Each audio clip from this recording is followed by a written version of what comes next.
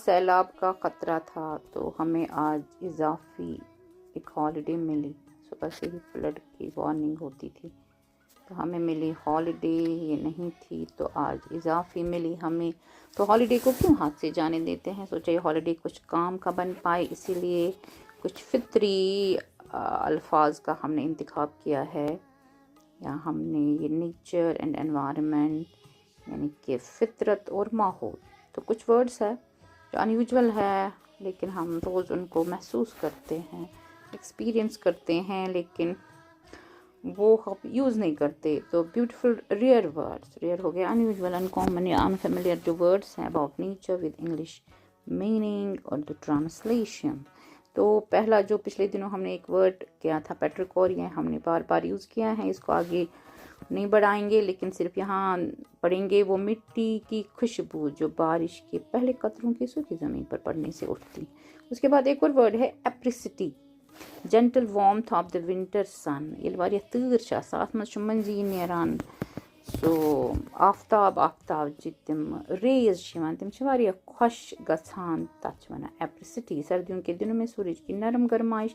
The word apricity comes from the Latin word aprico meaning to warm in the sun and it is exactly that soft surprisingly warm embrace.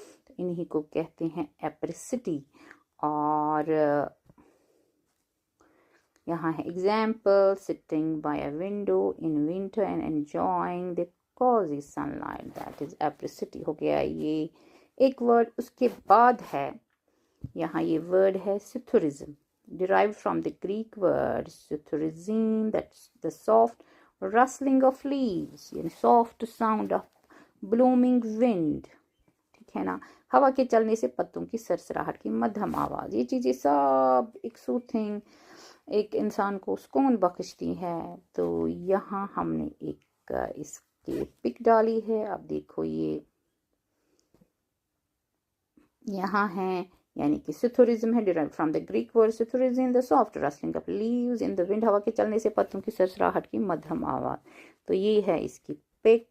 तो आगे है ये susurrus, from Latin word susurrus, ये है susurrus from Latin word which means whisper, इसका word भी यही है Latin susurrus. A low soothing murmur like water and whispers, एक हल्की सुकून बख्श सरगोशी जैसी आवाज़ जैसे पानी या मध्यम बातें। तो यहाँ हमने इसकी एक ऑडियो भी डाली है, अब सुने। यही है सुसरस यानी कि सूथिंग मर्मर, वाटर का ये या तो वाटर का या तो कोई भी अच्छी सी खूबसूरत सी आवाज़ जो हमारे दिल को सुकून बख्शे, ठीक है ना।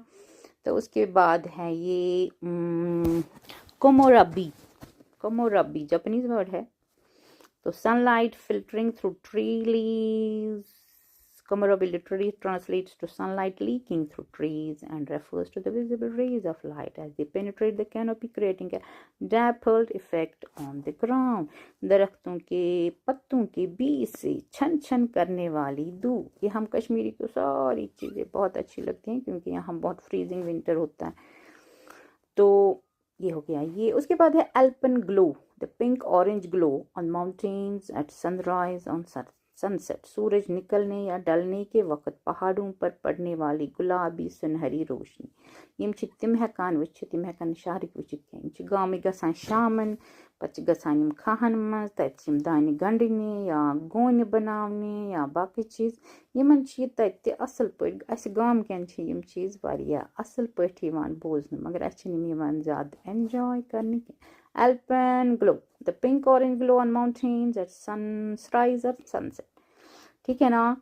सूरज निकलने या ढलने के वक्त पहाड़ों पर पड़ने वाली गुलाबी सुनहरी रोशनी, इसको यहाँ हमने एक खूबसूरत पिक्चर आपके सामने पेश की है, आप ये देखें।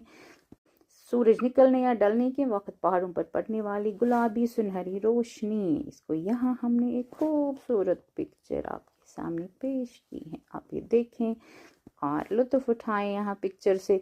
उसके बाद है murmuration, the flute dance of starlings flying in sync, यानी synchronisation, act of murmuring flock of starling birds, परिंदों के झुंड का एक साथ हम आहंग होकर उड़ने का मंजर।